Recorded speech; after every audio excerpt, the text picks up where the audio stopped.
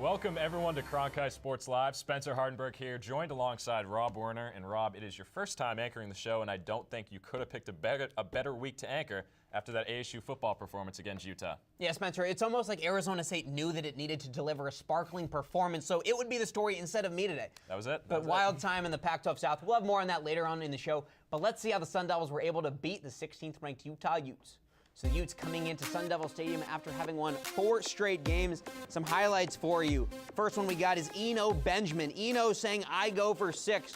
Carrying for the 6-yard touchdown run early on. First quarter, and ASU's up 7-0. And after an Ashari Crosswell interception later on, Manny Wilkins here finds N'Keal Harry for the touchdown strike. ASU was up 14-0 at that point. Utah, though, not going down early as Zach Moss carries right here for the 1-yard touchdown, one of the best running backs in the Pac-12 right there. Soon after, Tyler Huntley with this pass to Samson Nakua for the touchdown. That tied the game up at 14. And then just before halftime, Manny Wilkins connects here again with N'Keal Harry, this time for a 23-yard touchdown.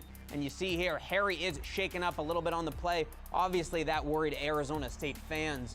Harry would be all right, though, and he would have a big impact in this game. That guy moved his wedding for this. Thank God he got to see a good football game. Here to start the fourth quarter, Manny Wilkins to N'Keal Harry, 61-yard catch and run. Big hit by Kyle Williams, clearing space for Harry, and then the stretch for the end zone, 61 yards all the way for N'Keal Harry. And then Eno Benjamin putting a bow on this one, 44-yard touchdown run. That would seal it for the Sun Devils as they go on to win this game 38-20. You see the Sun Devils pumped up on the sideline as they win this game and now have complete control of their destiny.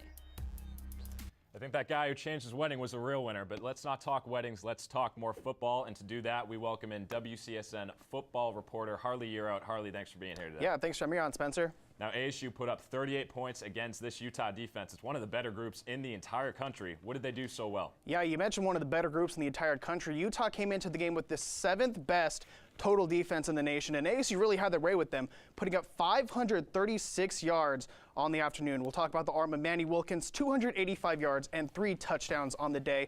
161 of those yards went to N'Keal Harry, who caught all 3 of Wilkins' touchdowns, and then Eno Benjamin, he had himself a day as well, 175 yards on the ground and 2 touchdowns of his own. I think the storyline here was really the balance. Manny Wilkins threw 24 pass attempts, and Eno Benjamin had 27 rushing attempts, giving that ASU offense a real nice spark to knock off the 15th-ranked Utah Utes. You mentioned ballast. That is something that they have been lacking this entire season. They definitely found it on Saturday.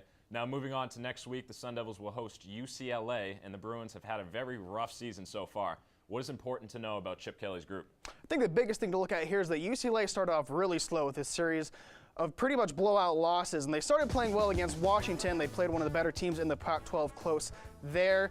You see that 24-31 score, and then they beat Cal in convincing fashion, and Arizona as well by just a point. And you look at ASU, they've been in every game this season thus far. I think the biggest thing to know about this UCLA squad is they allow 438 yards per game. And ASU, seeing their 536 yards last week, could capitalize on a strong offensive showing going forward. Now, every game for the rest of the season for these guys is a must-win, the biggest game of the season, as they have to win out to make the Pac-12 championship. Do you think they can pull it off, Harley? I think they can. It's going to be extremely difficult. This week, obviously, they have UCLA, which could be considered a bit of a trap game just to get into bowl eligibility simply. And then if they knock that team off, they have to go to Eugene and Autzen Stadium to face the Oregon Ducks. And then we always know down south, things get crazy in these rivalry games here in Tempe and down south, and ASU will have to knock them off too in the Wildcats to secure the Pac-12 South title. It can be difficult, but seeing as this defense is playing well and this offense has gotten rolling lately, it can be done, Spencer. Should be a win for the Sun Devils, but they definitely got to be careful. Harley, you're out. Best in the biz. Thanks for joining. After a magical 12-0 conference run that led ASU basketball to number 3 ranking in the nation last season and an eventual NCAA tournament appearance, expectations are high for Bobby Hurley in his 4th year with the program. The Sun Devils began their season inside Wells Fargo Arena against an underrated Cal State Fullerton team that earned an NCAA tournament appearance last season. Usually in a season opener, you'd expect a Pac-12 team to schedule a cupcake opponent. But with the Titans coming to Tempe, it was a close game that included 13 lead changes, which ASU eventually took control of in the second overtime. There's plenty of excitement and maybe even some worry in Tempe, but with the young team, Alex Gall reports on how ASU secured the close victory. Might have been election day for everyone else, but at the bank, well, it was basketball time. But as the new season got underway with a matchup against Cal State Fullerton, Bobby Hurley's squad looked much different than last season's memorable Guard U. The new faces proved to have some opening game jitters as ASU missed their first 9 shots before redshirt sophomore Romello White got the Sun Devils on the board. The teams would trade blows in the first half, with Kamani Lawrence draining back-to-back three-pointers to put the Devils up 6 just past the midway point. But Kyle Allman kept the Titans close, sinking 2 in a row in the final minutes of the half. Allman would finish with a game-high 33 points on 12 of 25 shooting from the field. The degree of difficulty on their pull-up shots and, the plays that they made, both Allman and Ahmad are, high-end players. ASU held a slim 3-point lead at halftime, but had a number of chances to put the Titans away for good following the break. The Devils went up at least 6 points 3 separate times in the second half. However, CSF pulled it back every time, taking the lead with under 3 minutes to go on a bucket from Allman. Not to be denied, ASU clawed their way back, sinking 4 free throws inside of 30 seconds and forcing a bad shot at the buzzer to send the game into overtime. Kamani Lawrence had a chance to win it at the end of the first overtime, but his shot rimmed out, forcing a second overtime period. Then, however, it was Luguentz Dort's time to shine. Dort scored 9 points in the 2 overtime periods, including this dagger and one that put ASU up by 6 with 2 minutes to play. ASU closed out the game from there, winning 102-94 behind the freshman Dort's 28 points. I think I did good at the first half. I wasn't foul trouble a little bit, so I had to step out a little bit. And then, but at the second half, I think we, as a whole team, I think we did a great job. Dort was instrumental to ASU's offense in the latter stages of this game, scoring all but 2 of his 28 points in the second half or later. Yeah, I mean, you just see his physical talent and his shiftiness off the dribble, and then he's a finisher. And in a ball screen, he's very hard to deal with when he gets downhill and gets to that back line. ASU stays at home this weekend to face McNeese State Friday at 7 p.m. at Wells Fargo Arena. In Tempe, Alex Gall, Cronkite Sports. Last week, Arizona State men's hockey reached a historic milestone, upsetting number 6 Penn State in an overtime thriller. It was their first win against a top 10 team in the program's history, and for more, we bring in WCSN hockey reporter Michael Gutnick. Michael, as I just mentioned, they upset Penn State. What stood out? What did they do right in that game to secure the victory? Well, these were 2 very explosive offenses. And you have to give credit to the Sun Devils. They hung around with one of the best teams in the country. Now, going into the third period in both games, the Sun Devils had a lead. Now, despite falling in the first game, they were able to bounce back, in the Johnny Walker's heroics in overtime gave them the happy flight that sent them home from Happy Valley. Now, you mentioned Johnny Walker. The guy's just been unreal this season. What has he meant to this team? Oh, Johnny Walker, he's been the light for this Sun Devils offense. He's carried, you pass him the puck, he's going to find the back of the net. You look at the stats he's put up this year, 11 goals. He leads the country in that department, as well as his 17 points and 6 power play markers as well. He is the guy you're going to pass the puck to, and he has that Alexander Ovechkin role that he can just find him in the right circle, and he'll definitely lead the way for the Sun Devils. Well, the Sun Devils are going to need him to be on his game for the next series against Michigan State. What do you expect out of this series, and what do they need to do to take down the Spartans? Well, I think the Sun Devils are going to have to focus on 2 things: consistency and discipline. Now, in that series against Penn State, they had depth going down as on display. Looking at the freshmen that have fit in the top 6, they have been a nice complement for the juniors and seniors that have a little bit of the weight off of their offensive production. Now, you look at Dylan Holman, he's got a 5-game goal streak heading into this series. Huge for him, and Crossan, of course, has had a big year as well. The other thing is discipline. Against the Nittany Lions, they only had 6 penalties, and that's huge for this program that's taken so many penalties in games prior to this last game. So I think that if these 2 things in mind, I think they'll be able to take down Michigan State this weekend. Michael Gutnick, hopefully we'll have you back on after that Michigan State series. Thanks for being here. Now, the Kobe Shaq Lakers, the Yankees at the turn of the millennium, the Bulls in the 90s, the Arizona State triathlon team. Throughout the history of sports, many teams do win championships. What separates the 4 teams I just mentioned is that they all won 3 championships in a row in their respective sports. Troy Tauscher was there last Sunday when the Sun Devils took home their 3rd straight title. Thanks, Spencer. After picking up their third consecutive national championship, Arizona State Triathlon is looking to maintain its success while expanding the number of major schools that host a Division I triathlon program. When Arizona State Triathlon first got off the ground 3 years ago, head coach Cliff English set a high bar for what the program could accomplish. After picking up a third consecutive national championship on Sunday, it's clear that English's team has more than hit the mark he set. He's the one who set the expectations. It was a startup sport for us, and I said, I just want to go out and be competitive and be a good role model for what we can do. And he said, no, we're going to put together a championship team, and we're going to do it quickly. So I took him at his word for it, and he hadn't let us down, has he? The Sun Devils finished even stronger than they have in previous years, sweeping the top 5 and placing all 7 competitors in the top 10. Unbelievable, your top 4 so far, all from Arizona State University. Sophomore Hannah Henry stood out among the talented Sun Devil squad, improving on her time from 2017 by 1 second and capturing her second consecutive first-place finish. With such a talented group, ASU's athletes know they have to both help each other and push each other in order to be successful. You just tell, like, okay, everyone kind of had their own little mission. And yeah, when you see that out there today, you know, they were racing, working with each other, but obviously they're also competing against each other. And that's just an environment this year with this team. They've just they respect each other, but they push each other. As ASU continues its run of success, the program is looking to be a model for other Power 5 schools about the benefits of a triathlon program. Not only can the sport create a direct pipeline to the Olympics, but fielding a team is relatively inexpensive compared to other sports. It's also a somewhat simple sport because all you got to do is have a place to run, have a place to swim, and people will help you with bikes figure it out. So it's exciting, and I think it's going to grow and emerge and be a varsity sport a lot sooner than folks maybe anticipated. The motto of Arizona State Triathlon is Ignite the Fork.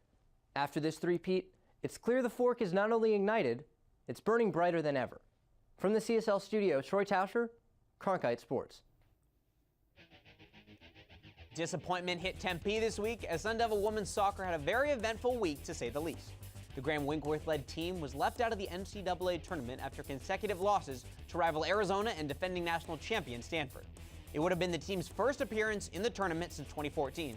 With me now to break it all down is Cronkite Sports analyst Colin Thompson. And Colin, while there's no shame in losing the top-ranked team in the country in Stanford, this game against U of A was very winnable for ASU. Why didn't they pull that game out? The first 10 to 15 minutes of this game, ASU just didn't have it in them. They gave up a corner kick a minute into the game, another one a minute after that, and they just kept going from there. A goal in 6 minutes, and they just never got their focus back on it. They had chances. They had 3 shots on target, just like Arizona did. They had 9 shots total.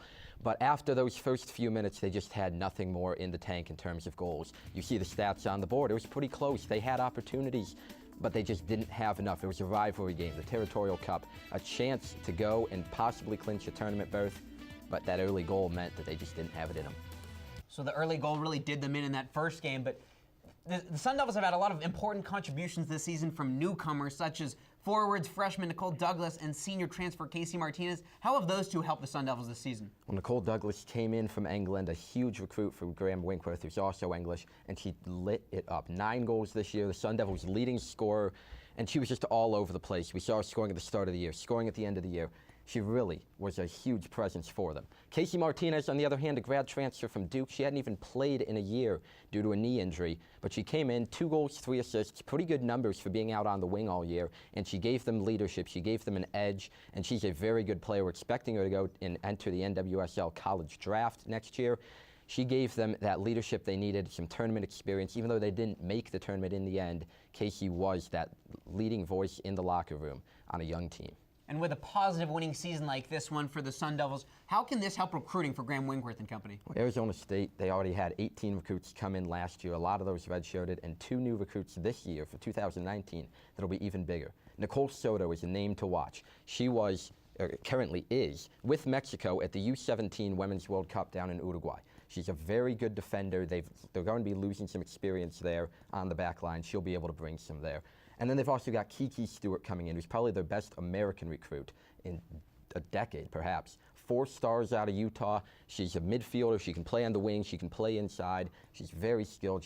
When she committed, she said she liked the way the Arizona State midfield played. I'd expect her to come in, perhaps even start from day one. So Colin Thompson has the latest on Sun Devils women's soccer. Colin, thanks very much for your time. And if you want to check out more of Colin's work, head over to CronkiteSports.com. Now let's talk more basketball, but this time let's talk women. They have been good for quite a while now, but they haven't been good enough to be a real contender. They're certainly off to a good start this season after dismantling Incarnate Word by a score of 81-43. Emmy Keenan was at the game with more on that. The buzz is back in Tempe as basketball returns to the Wells Fargo Arena. The ASU women's team took on Incarnate Word for their season opener.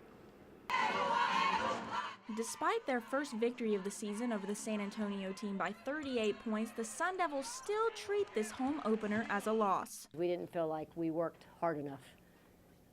We didn't feel like, we were the hardest working team for every minute of that game. The Devils' defense did stay consistent from the start, only allowing the Cardinals to put 20 points on the board for the entirety of the first half, keeping the score in the Sun Devils' favor. However, the offensive side showed less. Redshirt senior Courtney Ekmark began the game going 0-4 for three-pointers before finding her sweet spot on the court. I was just really excited to start, and I kept telling myself to relax. Hit one, felt really good, and then hit a couple more, so that's always a good sign. Ranked number 23, the Sun Devils are expected to go far in conference play and hoping to do the same for the NCAA tournament. We have really high standards this year. We always have high standards, but we want to be an elite team. We're training to be an elite team. So when we don't meet that, we're going to just really look at it and we're going to see, okay, then what do we need to do? And that's how we're looking at this game. ASU's field goal percentage was 44.6%, nearly double the Cardinals, and ultimately led them to their first victory of 81-43. Reporting from Tempe, I'm Emmy Keenan for Cronkite Sports. Now from hoops over to tweets, let's dive into the world of Sun Devil social media. Our tour guide on that journey will be social media expert Jacob Rudnick. Jacob, thanks for being here today. Thanks for having me, guys. How you guys doing today? Very excited. We're doing good. What do you have for us today, Jacob? Well, we're going to look a lot at the tweets from the Twitter universe of sports, and that's actually going to start with none other than UNC basketball, not to be confused with University of North Carolina. Okay. University of Northern Colorado comes up with a brand new idea. They're a powerhouse. Really. With the distraction curtain. Oh, brother. New concept, not to be confused with the curtain of distraction from the 942 crew here at Arizona State University. Brand new. What do you guys think of this innovative concept? That can't be allowed. Well, I mean, you need to find some student journalists or something that can try to crack this case, but that doesn't look great. No, well, yeah. They could easily think of some new innovative brand, new non-copied ideas if they put Michael Phelps behind the curtain or Archie Bradley in a Santa Claus costume. Never seen anything like that. ASU's never done that. Stuff, yeah. Never happened. Moving on to our second tweet, we have the Sun Devil source crew at Sun Devil Stadium, and none other than, there he is, big man, Rob Warner, down in the bottom left over there. Interception over there at Sun Devil Stadium. What do you guys like? There it is. There's Rob. What interception did you have? I mean, Rob? I don't even remember. I have interceptions every day, basically. Okay. So this was one of them. This was a pick six. Well, Doug Tamara picked off that tweet and said that it is easily the most unathletic group photo in an end zone in football history. Rob, how does that make you feel? I really don't appreciate that. First of all, I'll have you know, I'm the most athletic 5'6" guy you've ever seen. Probably not, but I'm not the most unathletic 5'6" guy you've ever seen. Big picks for little men. That Jack Harris is surprisingly nimble. All right, he'll get you. Well, moving on to our final tweet of the day, we have none other than Doug Haller, quoting Herm Edwards from the ASU basketball, saying that, quote, they got that one kid. What's his name? Lugens Dort is who he was talking about. He looks like a strong safety. We got to get him out there in the spring. Lugens Dort, a football player. What do you guys think of that? I don't think Bobby Hurley's going to like this too much. I don't think so. All I'm going to say, ASU had 3 steals the other day, and Dort had all of them. You never know. He can cover some ground. Rob making interceptions. Lugens Dort might be able to do it too, according to Herm. Definitely a lot to look at on the ASU Twitterverse. So Jacob, great job as always. The Arizona State softball program is still in a state of disbelief following the decisions to transfer from 2 of the team's best players. ASU will be without starting pitcher and presumed ace G. Juarez and first baseman Danielle Gibson after they each posted on social media saying they would not be returning to the program last week. Both posted messages on their Twitter accounts thanking friends, family, and fans for supporting them through their time in Tempe. Last season, Juarez posted a 1.22 ERA with 305 strikeouts, while Gibson led the team in home runs as a freshman. Both were Pac-12 first-team honorees. The Sun Devils' victory over Utah sure makes the battle for the Pac-12 South very interesting. We'll send it to Alex Rodier, who has an in-depth look at how that battle could shape up. Thanks, guys. As the season winds down, ASU controls their own path to Levi Stadium and the Pac-12 championship, a place they haven't been to since 2013. However, this is by no means an easy task. ASU must win all 3 games outright to claim the South. Following Saturday's game, ASU will have to defeat Oregon and U of A on the road. Arizona faces number 8 Washington State in 2 weeks, and winning that game would place the Wildcats at 5-3, the same record the Sun Devils could have if they beat both UCLA and Oregon. A winner-take-all Territorial Cup is just one of many improbable outcomes that could happen now. Another weird scenario is that every Pac-12 South team could end up 4-5 in conference play. The current standings have Utah leading the division at 4-3. If the Utes lose to both Oregon and Colorado, they'll end up 4-5, with their last game being against non-conference BYU.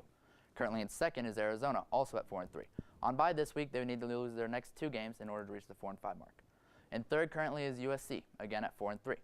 Losses against both the Cal Bears and UCLA Bruins would set them at 4-5 going into a final matchup against Notre Dame. Next is ASU, sitting at 3-3. If the Sun Devils were to lose to both UCLA and Oregon, then to beat the Wildcats in Tucson, they would finish at that 4-5 mark. In fifth is Colorado, currently in 2-4 in conference play. The Buffaloes would need to win against Utah on the road on November 17th and beat either Washington State or Cal while losing to the other team in order to reach 4-5. Finally, in last place, the UCLA Bruins would need to win their next 2 games against ASU and USC respectively before losing to Stanford to make themselves 4-5. A possible 6-way tie with only 3 weeks left in the regular season showcases the quality, or lack thereof, of the Pac-12 South. Now it's time for my favorite segment on this show, in which we honor a great journalist in Walter Cronkite with his signature catchphrase, "The way it is." How the segment works, we each ask each other 3 questions, give our answers, and see who our producer in the studio, Troy, thinks deserves to rant. All right, so Spencer, let's get right into it. ASU football has won 2 games in a row. The team hasn't had a 3-game win streak this season. Sun Devils taking on UCLA at home on Senior Day. They're big favorites. Does ASU get this one done? I think they do in a big fashion. I think they win by at least 21 against the Bruins. Okay, I think that this is kind of a trap game for Arizona State. I think they do win it, but I think it's going to be a closer game than most people expect. Now let's talk college basketball. It is the beginning of it, and it's like Christmas for us. We have 2 promising teams on Arizona State's campus, and my question to you is, which team will win more games this season? I'm giving it with a woman. Charlie Turner Thorne's squad is fierce this year. They demolished Incarnate Word in their season opener. I think they're going to have a great season. Yeah, I think the women too. I think they're just a more complete team than the men are this year, and I think it'll be a big year for the women.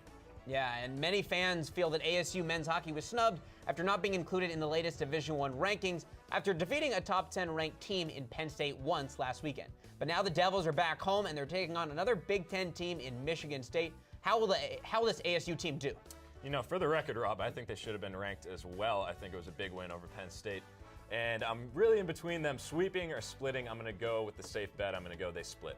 I'm going to go with what Michael Gutnick told us. I think they're going to sweep this weekend. I think they're feeling very good coming off of a good win against the Penn State team. It's one of the best in the nation. I'm looking for ASU to sweep this weekend. You know, he's an excellent analyst. I do not blame you, Rob. So now we're going to see who our producer, Troy, feels delivered the best answers and deserves to win this edition. I think I sweep this one. Oh, I don't know. I feel pretty good on my first time. I easily went 3 for 3. Oh, okay. Oh, there we go. Okay. Beginner's luck. Okay. First time's a charm, I guess. Look, I get it. ASU football has momentum after winning back-to-back games and being in the mix for a Pac-12 South title. And Sun Devil basketball is back with a loaded men's team led by newcomers Lou Gensdort, Rob Edwards, and returning spark plug Remy Martin. But let's take a moment to step away from 2 of the more popular teams on campus to give credit where credit is due. Sun Devil women's soccer has gone from the team ranked 142nd in the country in RPI with just 5 wins in 2017 to one with 10 wins and a final RPI of 40 this year. Somehow, the team wasn't selected to appear in the NCAA tournament. 64 teams make the event, and while it was surprising ASU didn't hear its name called on Selection Monday, let's not pump the brakes on this team. In 1 year, the team jumped over 100 spots in RPI. Did ASU deserve to play in the NCAA tournament for the first time since 2014? Probably. But does that mean that this season was a loss? Not at all. The program made outstanding progress under Coach Graham Winkworth, and I'd be shocked if next year's team doesn't build off this season's success and continue to grow, and that's the way it is. Couldn't have said it better myself, Rob. Let's roll top plays, and let's stick with women's soccer here. Gemma Perfield. The things that she has done for this program cannot be put into words. Look at this strike from outside the box. It is her last goal in an Arizona State uniform. And let's look at it again, slow motion. Absolutely outstanding shot, one of many for her as a Sun Devil, and the program will definitely miss her. Great shot by Perfield there. Here's another shot. This time it's ASU men's hockey. Johnny Walker, he's leading the nation in goals scored, and guess what he's doing right here? Scoring a goal. This proved to be the game winner against Penn State. ASU getting the big win on the road against the Nittany Lions. Johnny Walker keeps on walking, now number 1. We know that this was not the game against Utah. We realize that. But how could we not show this catch from N'Keal Harry? Oh my goodness. One of the more outstanding catches you will ever see. And Rob, do you think this is, let's do this. NCAA football, NFL this season. Do you think this is the best catch so far? I think it's football? This is the best catch I've seen all season for sure. Hands down. I couldn't believe that he held on to this football. The guy's not human. The guy's not human. He's certainly not. That's going to do it for this edition, though, of Cronkite Sports Live. Thanks very much for tuning in. For Spencer Hardenberg, I'm Rob Warner. Same time, same place next week. We hope you join us then.